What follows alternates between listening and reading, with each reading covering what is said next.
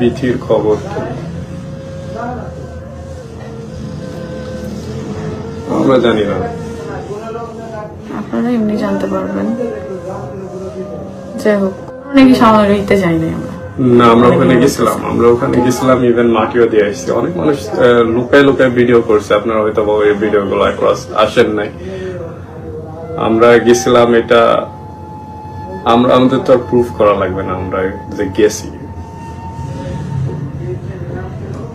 আমাদের গ্রুপের মধ্যে সবাই গেছিল, ওখানে কেউ মিসিং ছিল না।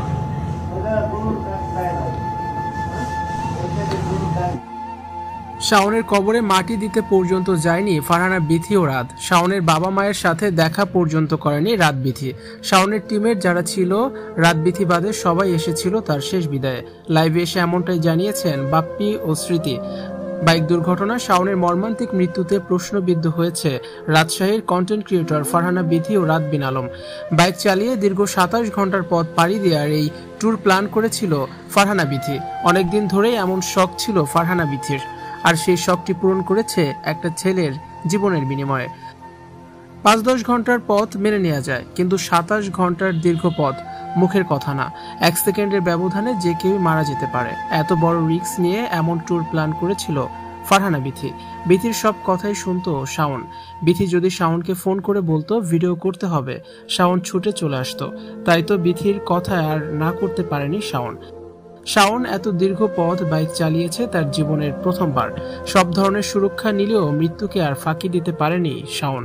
শাওনের মৃত্যুতে শোকের মাতম তার পরিবারে। সবাই গিয়েছে শাওনের শেষ বিদায় দিতে, শাওনের কবরে মাটি দিয়েছে, কিন্তু যার যাওয়ার কথা ছিল সেই বিথি রাদের কোনো খোঁজ নেই। তারা শেষবার দেখতেও আসেনি শাওনকে। লাইভে স্মৃতি বলেন, বিথির কথা আমরা কিছুই জানি না। বিথি কি করেছে সেটা বিথি নিজের মুখেই বলবে।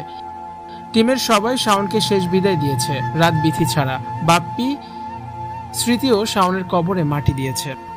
শাওনের মৃত্যুর পর শুধু ফেসবুকে স্ট্যাটাস দিয়েছিল রাত। এই পর্যন্তই তার কাজ শেষ। যাদের কারণে ছেলেটা অকালে হারিয়ে গেল, সেই রাত বিথি শেষবার শাওনকে দেখতেও এলো না। কি নিষ্ঠুর পৃথিবী আর কি নিষ্ঠুর বাস্তবতা।